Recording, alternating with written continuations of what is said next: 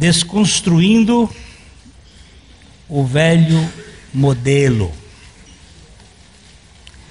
Queria que você lesse comigo 2 Crônicas 33, 17. Contudo, o povo ainda sacrificava nos altos, mas somente ao Senhor seu Deus. Pai, eu quero pedir que o Senhor descortine os nossos olhos do Espírito, tire as escamas para nós vermos muito além da letra, para nós vermos a pessoa de Cristo e sermos tratados por Ele. Para a glória do Senhor que nós pedimos. Amém. Esse texto é interessante, ele está falando da questão do que estava acontecendo no reinado de Manassés. Nós vamos dar um pouquinho do histórico aqui.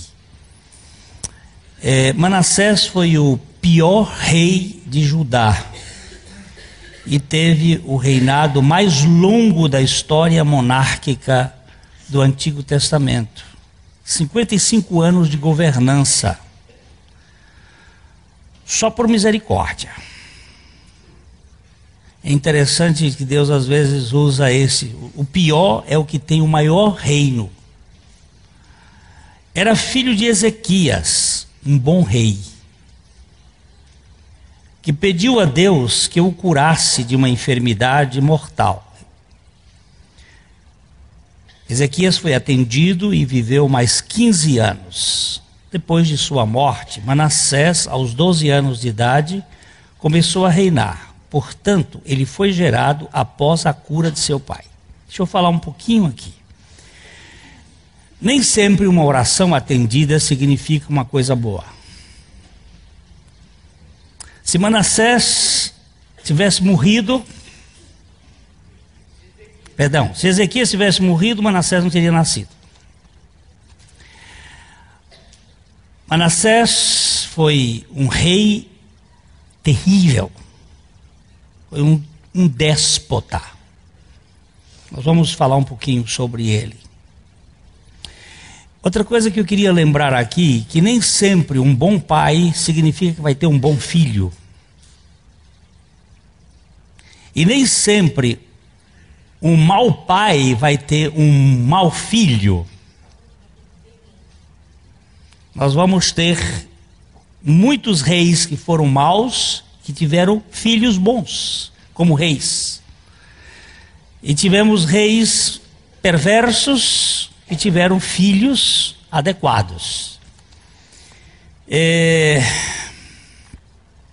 Talvez a morte de Ezequias antes fosse melhor. Deus atende muitas orações em razão de nossa insistência que acabam em situações complicadas. Seria mais adequado aceitarmos a vontade divina, seja feita a tua vontade, Senhor. Uma vez um senhor lá do Rio Grande do Sul, ele me disse que o filho dele caiu numa piscina e não saía de dentro da piscina, e alguém correu lá, mergulhou, tirou o menino, e foi mais ou menos 1 hora de sufoco, de massagens, e o médico em cima e tal, e o menino voltou. Ele disse que enquanto eles estavam trabalhando, ele estava orando para que o filho fosse salvo. O filho foi salvo, não morreu. E ele me disse assim: foi a oração que eu tive mais arrependimento na minha vida, porque mais tarde o meu filho se tornou um monstro. Se ele tivesse morrido aos 13 anos de idade, eu teria ficado hoje, teria muita saudade. Hoje eu tenho remorso, porque ele é um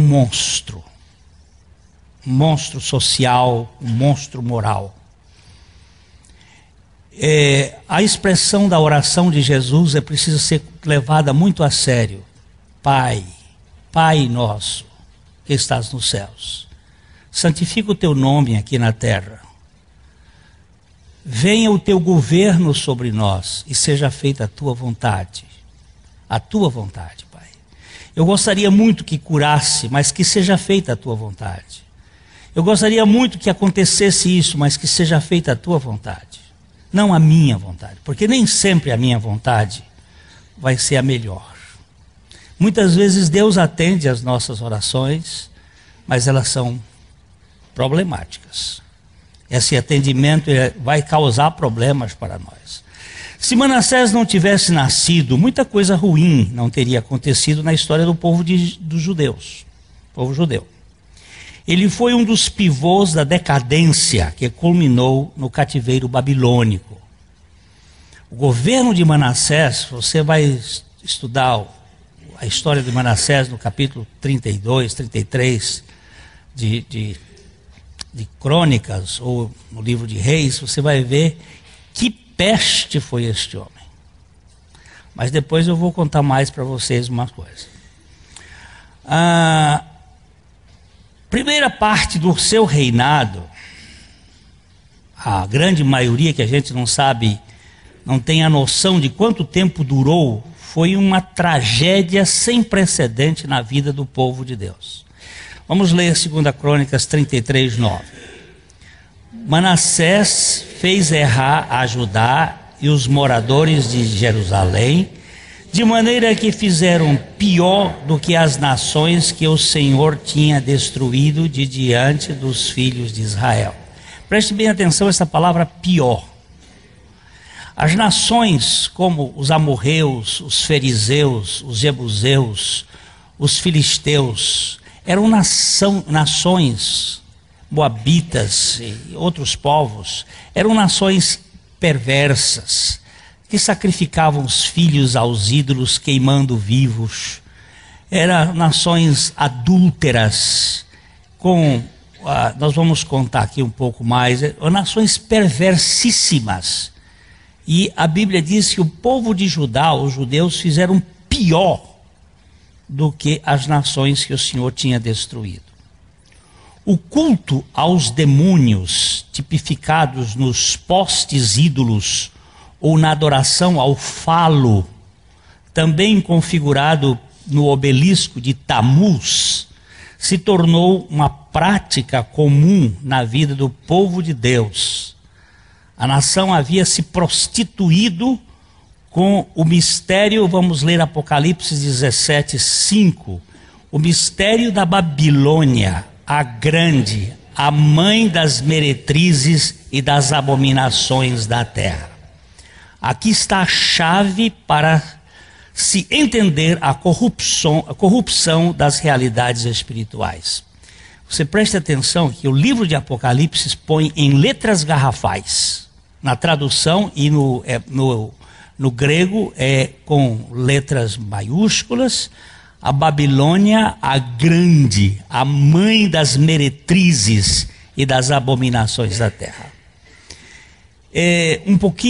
A gente vai falar também aqui um pouquinho sobre Nimrod, que é filho de Cuxi, que é filho de Cão, que descende com muita probabilidade, a sua mãe é descendente de Caim, um dos que casaram com os filhos de Noé. A descendência que produziu aquilo que nós chamamos de humanismo, ou a centralização no homem, a glória do homem, o poder do homem. Nimrod foi o criador de um sistema que foi cair em Calné. Essa palavra Calné significa a fortaleza de Anu. Anu é o Deus das trevas. Nós temos um pássaro no Brasil, Anu, que é um pássaro preto. A fortaleza de Anu é exatamente a fortaleza do maligno. E a obra do maligno é valorizar o ser humano. Arreda-te, Satanás, porque não cogitas das coisas de Deus, mas das coisas do homem. Esse humanismo que nos mantém orgulhosos, vaidosos, presunçosos, soberbos, isso é obra da técnica satânica. E daí é que surgem as questões que a Bíblia chama de corrupção. Corrupção. A idolatria é a oficina de fazer adeptos de Satanás. O adultério espiritual é muito mais sério do que podemos imaginar.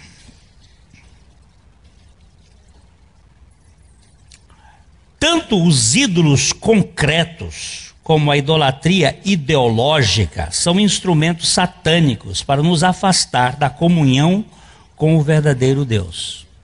Existem os ídolos feitos de madeira, feito de pedra, feito de argila. Estes de ídolos são menos danosos do que os ídolos construídos de sistemas de pensamento, de idealizações. Esses ídolos são mais satânicos, mais terríveis. Eu tenho muito mais medo dos ídolos que a gente cria, como a família. Idolatra a família, idolatra o time de futebol, idolatra as ideias, as filosofias do mundo, o poder econômico, a situação de virtudes pessoais, os seus dotes, que são mais de idealizações do que um pedaço de pau que eu posso meter o cacete nele e quebrar. Quando João termina a sua primeira carta, ele diz assim: filhinhos, livrai-vos dos ídolos. Mas não são tanto os ídolos de madeira, de pau. Às vezes o ídolo é a igreja, é o ministério. Às vezes o ídolo é o sistema onde nós estamos idolatrando aquilo. Estamos fazendo daquilo uma espécie de monumento especial. E a Bíblia diz: ao Senhor teu Deus adorarás e só a Ele servirás. Só ao Senhor teu Deus. O rei Manassés foi um idólatra contumaz, reconstruindo todos os altares e ídolos que o seu pai havia destruído. Era um revoltado. Tornou-se adepto de Nimrod, pai do humanismo teomânico e grão-mestre do satanismo. Vamos ler 2 Crônicas 33, 3. Pois tornou a edificar os altos que Ezequias, seu pai, havia derribado, altares aos Baalins, e fez postes ídolos, e se prostrou diante de todos os exércitos dos céus e os serviu. Edificou os altos que Ezequias, seu pai, havia derribado. Levantou altares aos Baalins, fez postes ídolos e se prostrou diante de todos os exércitos dos céus e os serviu. Toda a obra da idolatria que comanda hoje o mundo. Igualzinha. Quem lê horóscopo vive da idolatria do céu, dos poderes dos céus, dos cosmocrátares. Quem está atrás dos poderes de Tamuz, nós vamos falar um pouco mais sobre isto, faz parte desse sistema. Quando nós falamos aqui que ele era grão-mestre do sistema que governa a governabilidade do mundo, é o sistema nimrodiano, é o sistema humanista. A revista Veja desta semana traz um artigo sobre a corrupção dos políticos que mentem e o povo acredita. Isso faz parte desse sistema, o sistema da mentira, da falsificação. Tudo o que eles dizem na mídia é mentira, mas nós acreditamos. Nós cremos que aquilo é verdade, achamos que é, porque o ser humano gosta de ser enganado. E a Bíblia diz que eles vivem enganando e sendo enganados, e a gente gosta dessas coisas. Faz parte do nosso sistema de ser enganado desde o jardim do Éden. Além da idolatria ordinária que graçou entre o povo judeu, veja o que 2 Crônicas 3:6 diz, que ele queimou seus filhos como oferta no vale do filho de Inom, adivinhava pelas nuvens, era agoureiro, praticava feitiçarias, tratava com necromantes e feiticeiros e prosseguiu em fazer o que era mal perante o Senhor para provocar a sua ira, a ira do Senhor. Ele era um revoltado. Os revoltados normalmente gostam de quebrar, são verdadeiros destruidores de princípios eternos. Eles querem chamar a atenção. Era um caso de Manassés. Acredito que ninguém na monarquia bíblica tenha chegado tão longe nas questões malignas quanto Manassés. Nem mesmo Acabe e Jezabel, no reino do norte, foram além dele. Esta primeira fase de sua biografia é a própria encarnação de Satã. As trevas espirituais tomaram conta da nação e não havia esperança para este povo. Assim como Israel havia se desmanchado sob o poder dos assírios, Judá estava pelo mesmo caminho. Lembre-se que depois da morte de Salomão, o seu filho Roboão tomou o poder. Roboão foi um rei que ele fez uma consulta aos mais velhos. Os mais velhos disseram assim: os tributos que o povo está pagando está muito caro, está muito pesado. Para construir o templo de Jerusalém, Salomão fez uma tributação muito pesada para construir os seus palácios, para conquistar.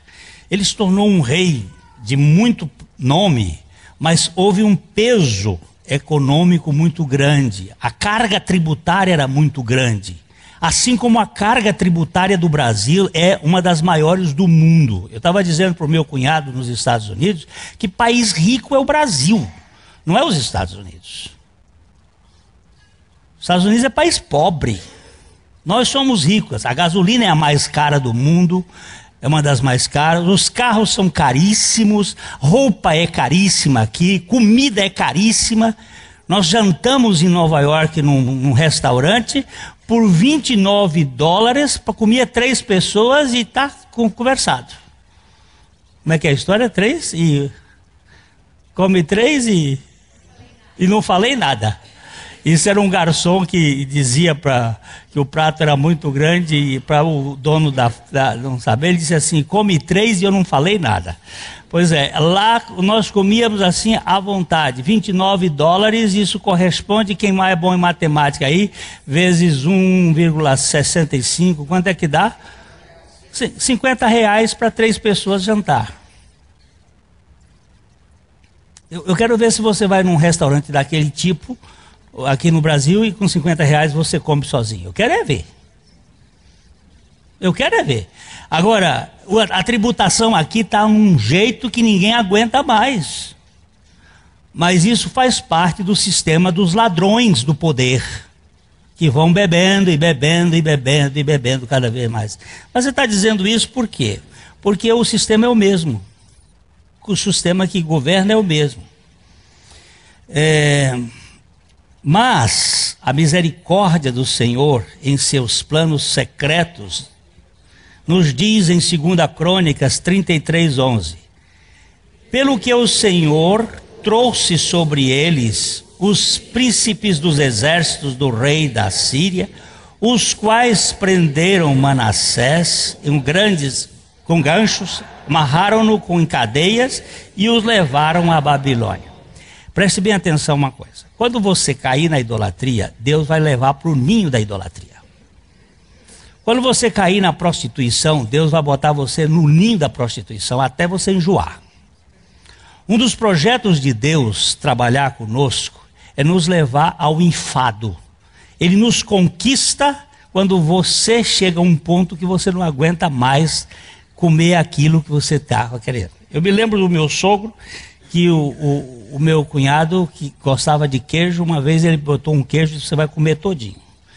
E até ele enjoar. Você tem que fazer o seguinte: você gosta disso, então você tem que viver até você enjoar isso aí. E Deus pegou os príncipes da Assíria, levaram Manassés para a Babilônia, que era o ninho da idolatria. Diz: vai viver aqui para você aprender a ver como é que a coisa funciona. O melhor lugar para se mexer e remexer com a idolatria é levá-lo ao ninho da idolatria. Deus providenciou uma permanência de Manassés na capital do inferno na terra, por um tempo, para fazê-lo considerar sobre a sua demência. Foi nesta viagem ao condado do capeta que Manassés passou por uma experiência cambial em sua crença. Uma vez um irmão chegou para mim e disse assim: Glênio, eu tenho um problema muito sério com pornografia. Eu digo: veja mais, assista o quanto você puder até você começar a ter nojo. Não adianta você dizer fuja. Quanto mais você diz a lei, mais o sujeito corre para cima. Você tem que ser intoxicado até a medula. Deus pegou Manassés e levou lá para a casa de Tamuz. Diz assim: você vai ver idolatria agora até sair pelos ouvidos. Quando a idolatria tomar conta de você, você vai ter nojo. No dia que você tiver nojo, você vai sair desse negócio. Diz que gato escaldado tem medo de água fria, não é? Na tortura do príncipe das trevas, o rei Manassés se desassossega, como está registrado em 2 Crônicas 33, 12 e 13. Ele, angustiado, suplicou deveras ao Senhor, seu Deus, e muito se humilhou perante o Deus de seus pais. Fez-lhe oração, e Deus se tornou favorável para com ele, atendeu-lhe a súplica e fez voltar para Jerusalém, ao seu reino. Então reconheceu Manassés que o Senhor era Deus. Olha como Deus trabalha. Deus trabalha nas entrelinhas. Não é Deus escreve certo em linhas tortas. Ele escreve certos em linhas certas. Ele põe as linhas. E nas entrelinhas, Deus pegou Manassés, fez com que levasse para lá, para a Babilônia. Ele não se sabe quanto tempo, se 2 anos, 10 anos, não se sabe. Ele foi invadido de uma dose cavalar de idolatria, de prostituição espiritual, até que ele diz que angustiado, a palavra no hebraico aqui é um sofrimento agudo. Ele suplicou deveras ao Senhor, ele clamou, ele botou o rosto em terra e muito se humilhou perante o Deus de seus pais. Deus o fez chegar à humilhação, e lá na humilhação, no quebrantamento, ele suplicou e fez orações, e Deus se tornou favorável a ele. Mas, por favor, é Deus que está mexendo. Você vai ver lá no verso anterior, no 33:11, pelo que o Senhor trouxe sobre ele os príncipes dos exércitos da Assíria. Foi o Senhor que patrocinou a levada de Manassés para a Babilônia. Quem estava por trás era o Senhor. Ah, esse mal que está me acontecendo. Olha, esse mal veio da parte de Deus para lhe quebrantar. Muitas coisas difíceis que nós queremos tirar, é Deus que está levando para que nós saiamos do nosso sistema de autossuficiência, de arrogância, de orgulho, de presunção, de bestice. Tudo indica que Manassés foi convertido. Eu sou daqueles que creem. Alguns dizem que talvez não, mas eu creio que Manassés foi convertido. As piores pessoas são sempre as que levam vantagens na obra da salvação, pois elas não têm nada a que se agarrar. Por outro lado, só uma pessoa transformada por Javé abre mão de fato de qualquer forma de idolatria. Na vida dos filhos de Deus não há lugar para o culto aos deuses deste mundo. Eu vou falar aqui uma coisa assim: quando Manassés voltou, ele destruiu tudo o que ele havia construído. Tudo que o pai dele havia destruído, ele construiu. E agora, quando ele volta, ele destrói tudo. Só que você não vai se esquecer que o texto inicial diz assim: contudo o povo ainda sacrificava nos altos, mas somente ao Senhor seu Deus. Você pensa que essa frase é muito bonitinha? Ela tem perigo suficiente para destruir o povo. Que é isso que nós vamos concluir daqui a pouco. O veraneio forçado de Manassés na casa do coisa ruim foi a melhor coisa que poderia ter acontecido a ele. Quando retornou a Jerusalém, olha o que diz 2 Crônicas 33:15. Ele tirou da casa do Senhor os deuses estranhos e os ídolos, como também todos os altares que edificara ao monte da casa do Senhor e em Jerusalém, e os lançou fora da cidade. Quando ele retornou de lá, o que ele faz? Ele faz uma reforma. Ele tirou da casa do Senhor os deuses estranhos. Mas tem uma palavra aqui que... e o ídolo. E não os ídolos. Esse e o ídolo precisa levar tempo para a gente ver o que é isto aqui. Este ídolo era o obelisco de Tamuz. O que é o obelisco de Tamuz? Em todas as cidades grandes do mundo, inclusive em Londrina, existe um obelisco que é o pênis, chanfrado na ponta, em 4 facetas.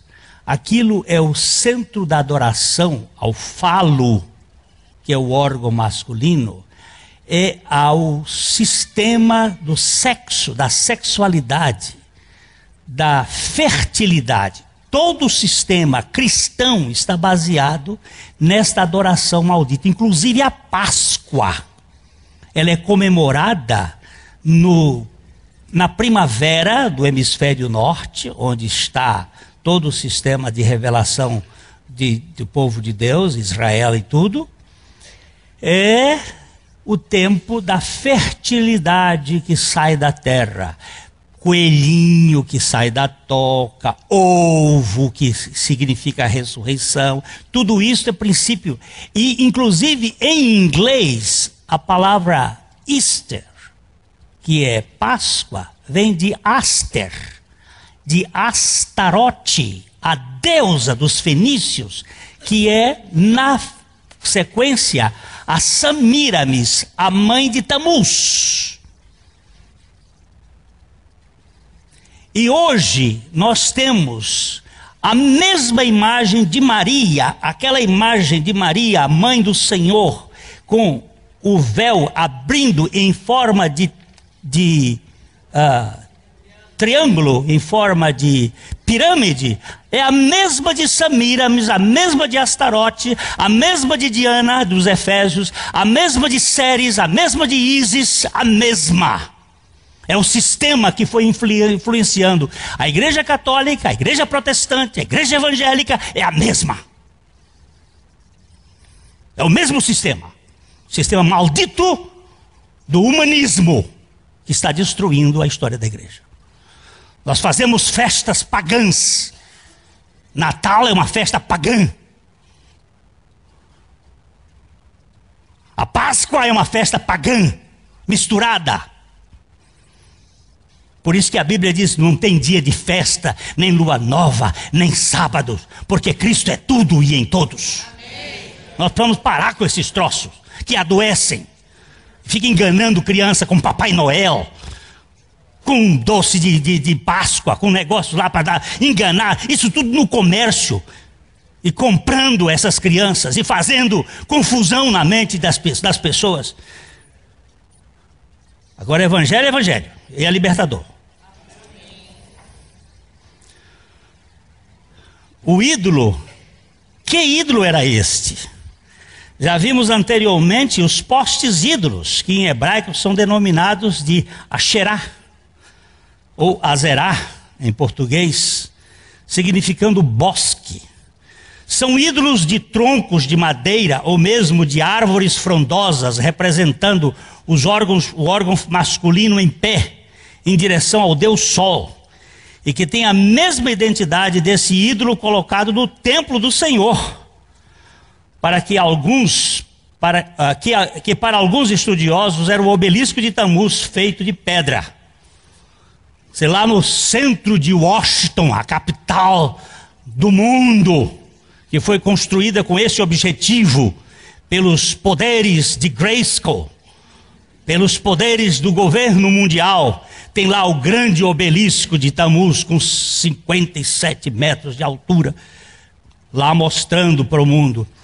Tem vários obeliscos de Tammuz que foram trazidos do Egito, estão em Paris, estão em Londres, estão em Amsterdã, verdadeiras obras de arte, tudo voltado para esta prostituição. E hoje a televisão é um dos antros deste centro de convergência, desta política da sexualidade, que combate o casamento. Não é só o homossexual que combate o casamento, é o próprio divórcio, é a própria separação, é a própria vivência da família que está sendo estragada por esse sistema maldito que vai governando o mundo. O obelisco de Tammuz. Ah, mas isso aí não... E quem patrocina isto nesse mundo?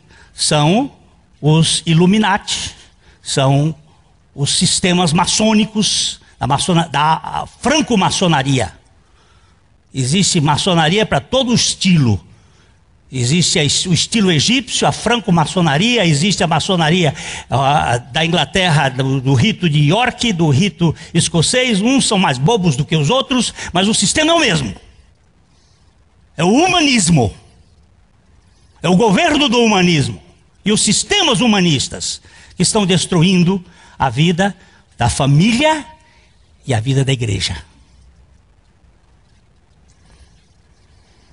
Vemos aqui no templo o símbolo da fertilidade humana e a bandeira do humanismo hasteada no santuário que apontava para a graça plena de Javé. Era uma aberração sem precedentes na história do povo de Deus ter um obelisco dentro do templo. Postes ídolos, adoração ao falo, o povo prostituindo. Por isso que Deus levou o povo para a Babilônia, para ter enfado, para vomitar a idolatria que eles tinham adquirido. Manassés, que o havia construído e colocado no templo, agora depois de ter se lambuzado nas latrinas da latria. Você sabe o que é latrina? Sabe o que é latrina? Tem menino novo que não sabe o que é mais latrina. Era aquela casinha que se usava antigamente para defecar lá no fundo. Cavava um buraco e fazia lá a latrina, que também era chamada de sentina, porque se sentia o cheiro longe. As latrinas da latria, e se empanturrado deste deusinho babilônico, sabendo do seu verdadeiro significado, toma a decisão de retirá-lo do local sagrado dos judeus. Ele foi lá e mandou derrubar e jogar fora. A sua reforma foi muito importante, entretanto era tardia, já não tinha mais tempo, como a nossa hoje não tem mais tempo de mudar. Só vai ter pouca gente, o que eu vou dizer aqui agora é muito sério, muito pouca gente vai ficar no evangelho de Jesus Cristo. A apostasia já está tomando conta, já tomou conta, e vai ficar muito pouca gente. muito pouca gente. O pequeno rebanho que o Senhor disse, não temas, ó pequenino rebanho, porque ao Pai agradou dar-vos o reino. Esse pequenino rebanho vai ser menor do que nós estamos imaginando. O cristianismo hoje está infestado. Inclusive nós vamos falar aqui hoje um pouquinho mais, mas deixa eu ir mais para frente. O obelisco vai ser colocado no telão, por favor. Por favor, pode botar o obelisco no telão. Olha, tá entendendo? Esse é o de Washington, viu? Ó, esse aqui, ó, tá vendo? Isso aí é o falo. Pode botar um outro de Paris ou de Londres, se tiver aí. É esse aí. Isso aí é o pênis. É adoração. Foi um dos primeiros sistemas de adoração maldita ao sol e ao pênis. Você não encontra uma cidade grande que não tenha. Quem fomenta isso são os sistemas de ordem de serviço e maçônicos. E os políticos levando isso para adoração. Essa é uma maldição. Isso é o espeto do capeta na vida das pessoas. Porque eles querem dizer que sexo é o problema do homem, que foi o pecado original do homem. Não foi pecado. Sexo é bom. E foi feito para a glória de Deus. Agora, essa depravação é que faz as coisas erradas. A sua reforma foi muito importante, no entretanto era tardia. Olha lá. Esse aqui é o de Paris ou é o de Roma? Porque no centro de Roma, no centro da praça da igreja de São Pedro, tem um que foi trazido lá do Egito, e que foi levantado. Morreram 44 homens só para levantar aquele maldito pênis do capeta. Então a reforma foi tardia. Mesmo que tirasse o ídolo do templo, o coração do povo estava nos altos. Ainda que eles adorassem ao Senhor, essa adoração era feita nos lugares profanos. O povo se voltou para Deus, embora mantivesse o culto com a metodologia idólatra. Sacrificavam ao Senhor, mas ainda nos lugares altos. As montanhas têm o mesmo princípio da Torre de Babel. Você já viu alguém lhe convidar para ir para o monte para orar? Já ouviu? Já? O que é isso? De onde vem isso? O salmista diz no Salmo 121, eleva os meus olhos para os montes, de onde me virá o meu socorro? Ele disse, o meu vem do Senhor que fez os céus e a terra. Mas a turma, vamos para o monte, que no monte tem bênção do capeta. A bênção de Deus está no vale. Nós precisamos parar com essas coisas. Vamos botar um sal sagrado aqui. Que sal é esse? Sal dessa, gente. O humanismo é a doutrina maligna da elevação do ser humano. Sofremos da síndrome de altar. O cume dos outeiros, os palcos, as plataformas, os pódios, os palanques, os púlpitos são espaços de visibilidade pública, mas ambientes perigosos para o ego. Eu estou aqui em cima, vocês estão aí embaixo. Isso aqui é um lugar perigoso para mim. Olha lá, quando nós estivemos agora em Wheaton College, fazendo um curso, a Cláudia, uma das moças aqui da nossa igreja, sentada assim, ela disse, quando eu olhei para trás e vi meu pastor sentado, como um aluno, ela disse, puxa vida, eu só vejo ele lá de cima, com uma imagem de que ele é uma pessoa importante, perfeita, e não sabe que eu sou um pecador indigno igual a eles. Essa ideia de que você bota o cara lá, eu tenho medo dele, porque ele tem, o irmão diz assim, ele tem ligação direta com Deus, e você não? Seu telefone está sem bateria? Para com bobagem. Esses enaltecimentos, mas eu sou o pastor da igreja. O pastor do céu foi lavar pé. Parar com essas idiotices. Está chovendo aí, que bênção. A religião sempre busca uma elevação palpável, colocando as pessoas em seus tamancos para construir suas torres, templos, tablados para o seu show, a fim de viver no topo da crista. É comum se ouvir: vamos ao monte para orar. Por que não ao vale? Por que temos medo de anonimato?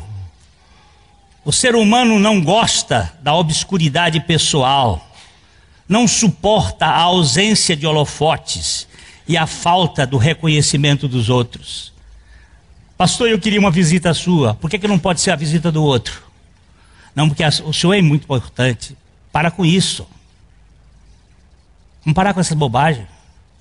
Vamos sarar. O irmão que vai lhe visitar lá na sua casa é igualzinho. Vamos parar com essa coisa de botar importâncias em homens. E vamos colocar a importância no que ele que veio buscar e salvar pecadores. Pedro, como porta-voz dos discípulos de Jesus, recebeu uma revelação do Pai para ninguém duvidar que se tratava de algo sobrenatural. Afirmar que Jesus era o Cristo, o Filho de Deus vivo, estava fora da competência humana.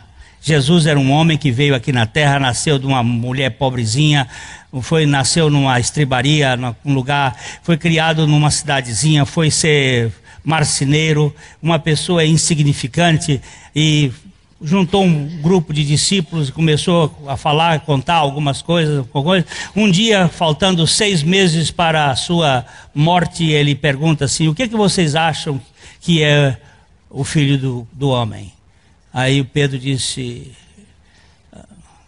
é o Filho de Deus. Quem que você acha que eu sou? Tu és o Cristo, Filho do Deus vivo. Jesus disse: não foi você que aprendeu isso, você não aprendeu isso de ninguém, não foi rabino que te ensinou, não foi ninguém, isso foi meu Pai que contou para você. Também eu te digo que tu és Pedro, e sobre esta pedra eu edificarei a minha igreja. Qual é a pedra? Que Jesus é o Cristo, Filho de Deus. Não é Pedro que é pedra. Pedro é apenas um pedregulho. Pedro é apenas uma brita que vai ser um dos instrumentos dessa construção, como você e eu somos pedras vivas. Mas quando Jesus assegurou como imperativo, que a sua missão acabaria na cruz, Pedro protestou veementemente: isso de modo algum te acontecerá. Nesse momento o Senhor deixou bem claro o projeto das trevas. Jesus, voltando-se, disse a Pedro, em Mateus 16, 23, arreda, Satanás, tu és para mim pedra de tropeço, porque não cogitas das coisas de Deus, e sim das dos homens. Preste atenção aqui. Tem uma cogitação das coisas de Deus e tem uma cogitação das coisas dos homens. A cogitação das coisas de Deus é levar o homem a morrer para si mesmo. A cogitação das coisas dos homens é levar o homem a ter glória em si mesmo, a ter honra, a se reconhecer, a ter direitos.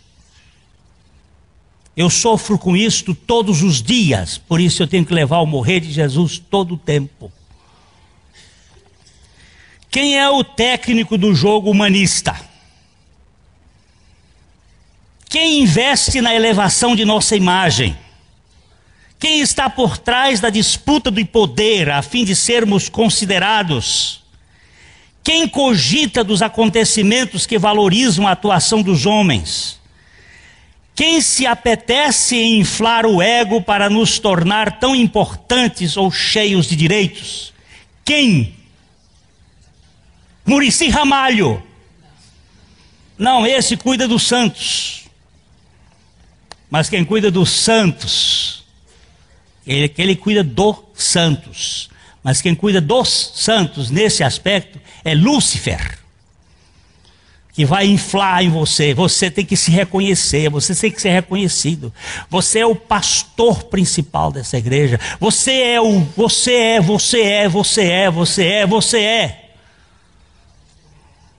Você merece. Isso é satânico, isso é demoníaco.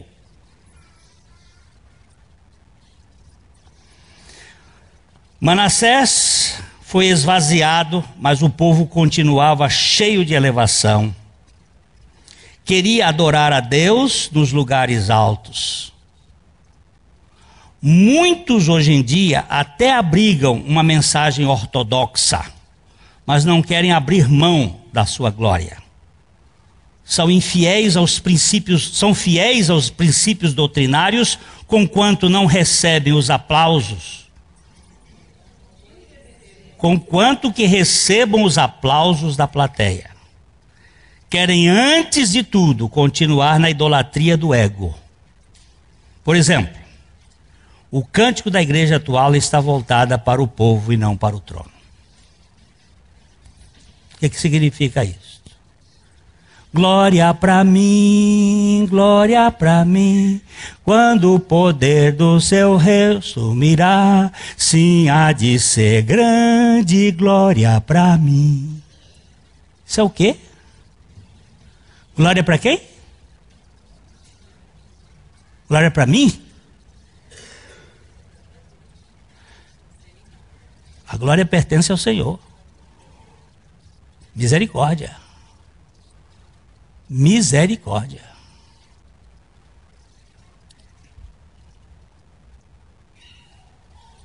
Eu não quero ter sofrimentos aqui na terra, eu quero ter glória.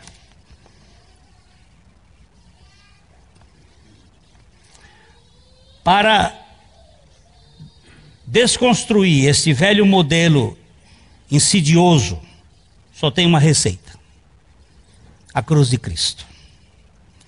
Paulo foi alcançado por esta revelação íntima que mostra onde se encontra a sua celebridade. Ele vê que a sua fama se resume nisto em Gálatas capítulo 6, verso 14. Mas longe esteja de mim gloriar-me, senão na cruz de nosso Senhor Jesus Cristo, pela qual o mundo está crucificado para mim e eu para o mundo.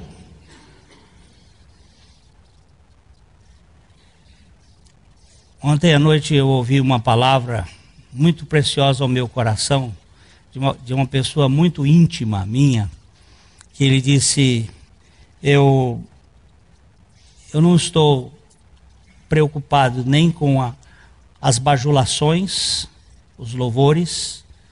Eu sei que isto chega e eu procuro desprezar, nem com as críticas. As críticas, quando chegam, diz: pode ser verdade, se for verdade, muito bem, mas não me mexe de um lado para o outro. Eu ali, calado, ouvindo, olhei para Deus e disse: eu também quero viver tão liberto que nem os louvores e nem as críticas mexam comigo. Que eu possa viver pela única opinião que vale a pena. Com amor eterno eu te amei, e com amorável benignidade eu te atraí. Você é meu. Você é meu. Aí está o centro de nossa confiança. A idolatria do ego é muito pior do que os postes ídolos ou o obelisco de Tamuz nos cimos das colinas. A glória humana não se expressa só em montes e amontoados da natureza adâmica. Ela também constrói altares, até nos vales da humildade, para chamar a atenção dos espectadores para uma grandeza bizarra. Eu sou dos maiores em modéstia. O maior perigo que se pode observar é ver um rei arrogante, vestido de mendigo. A gente não vê a arrogância, a gente não enxerga. A arrogância só Deus pesa. Às vezes eu sou humilde por fora, mas arrogante por dentro. Mas Deus vê isto. Eu não quero que os outros vejam, porque o que os outros veem, para mim não tem tanto sentido. O que tem sentido é estar na presença de Deus. Que o Senhor esvazie-nos com graça por sua obra consumada no Calvário. Que Ele nos tire de nossas vaidades, de nossa presunção, e que pela sua graça nós possamos viver olhando para Jesus. Eu fico pensando em Paulo, no seu canto de cisne, nos seus cânticos finais, nas suas últimas cartas, e uma delas é Filipenses, e ele dizendo assim: não que eu tenha alcançado a perfeição, mas uma coisa eu faço, é que esquecido das coisas que para trás ficam, e avançando para as que diante de nós estão, eu prossigo para o alvo da soberana vocação de Deus em Cristo Jesus.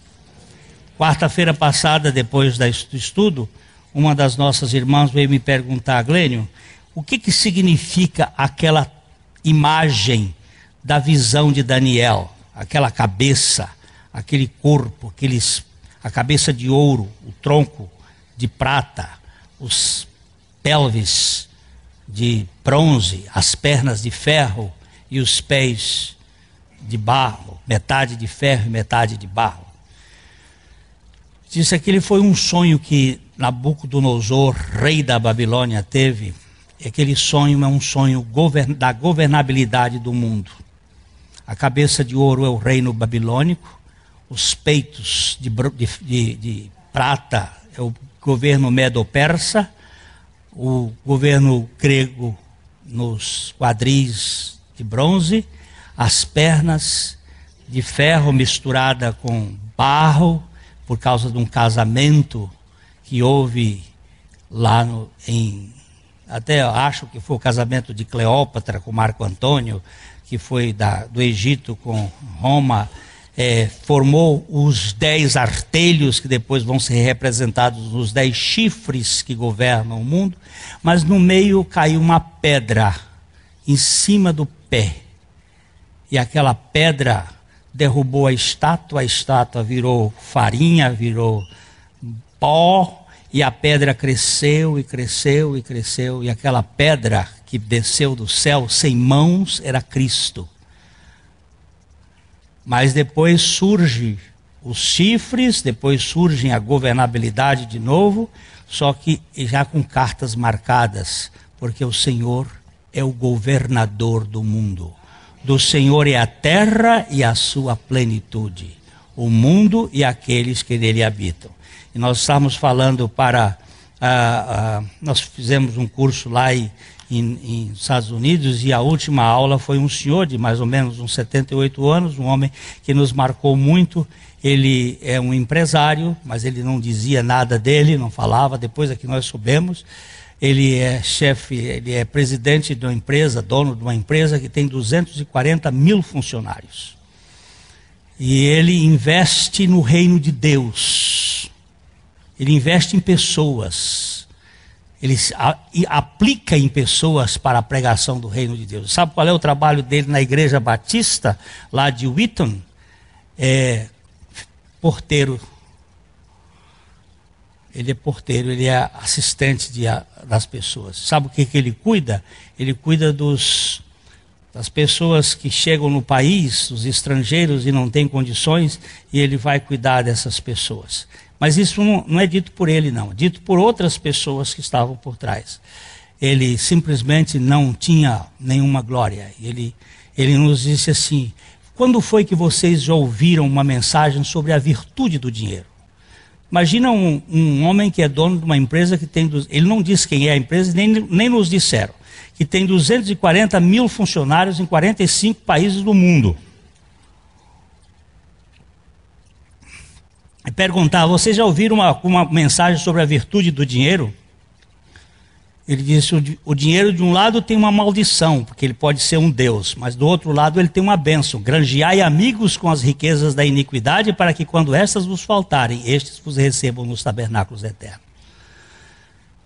E ele disse: você diz assim, eu dou o dízimo, e eu vou perguntar para você, você dá o quê? O dízimo não é seu?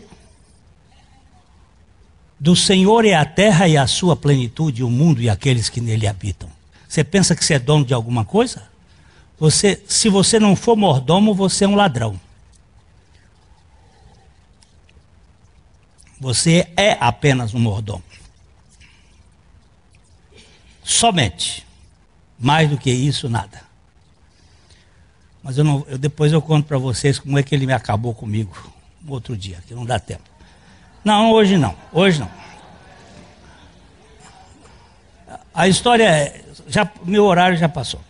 Mas eu vou dizer o seguinte, ele, depois de terminar, ele disse assim, eu podia ter ido há 2 semanas, 3 semanas atrás, dar um beijo no meu neto. Eu tenho 15 netos. 14 ainda estão aqui, um já foi. Faz 2 semanas que ele partiu. Ele deitou e dormiu, 23 anos, deitou, dormiu e não acordou. Eu poderia ter ido lá dar um beijo no Ben. Mas hoje eu recebi um retrato que a minha filha mandou, onde o avô estava beijando o neto de 10 anos. Então você só vê a cabeça dele assim. Aí ele disse assim, eu não posso beijar mais o Ben agora, mas vou beijá-lo. Porque Jesus não mente. E nós investimos na salvação do Ben. E o Ben vai ressuscitar. E eu vou beijar o Ben. Se você não acredita, é problema seu. Mas eu vou beijar o Ben. Um dia eu vou me encontrar com ele. Porque ele vai ressuscitar. E como o Senhor prometeu, nós vamos nos encontrar e viver. Hoje eu tenho a tristeza da saudade, mas eu não tenho a tristeza da perda. Porque ele não morreu, ele apenas dormiu. E naquele momento eu vi mais uma vez a minha Bíblia velha trazer segurança. Então eu quero dizer para você, o Deus da Bíblia continua vivo. E Ele é o Deus que nos dá condições. Pai, nós precisamos de visão espiritual. Esse mundo está corrompido. Eu não sou capaz de me livrar dele. Ele me domina. Muitas vezes eu sou prisioneiro de algemas invisíveis, mas eu quero olhar como Paulo. A única glória que eu possa ver é a cruz de Cristo, pela qual eu estou crucificado para o mundo e o mundo para mim. Dá-me essa graça, Pai. O Senhor sabe que eu não tenho condições de crer, mas me dá essa fé. Me concede o privilégio de viver para a Tua glória. E a cada irmão aqui, cada pessoa que está ouvindo essa mensagem, que seja tocado pelo Teu Espírito Santo e que haja verdadeira expressão de vida espiritual. Livra-nos de nós mesmos. Glorifica a Cristo, em nome do Senhor. Amém. Que o Senhor lhe dê graça. A mensagem que você acabou de assistir faz parte do Ministério de Comunicação Palavra da Cruz. Temos um grande acervo de estudos bíblicos em áudio e vídeo. Distribuímos também, gratuitamente, o jornal mensal Palavra da Cruz. Entre em contato conosco pelo fone fax 0 operadora 43 3322 3037 ou pelo e-mail com@palavradacruz.com.br. Visite-nos também pelo site www.palavradacruz.com.br. Graça e paz.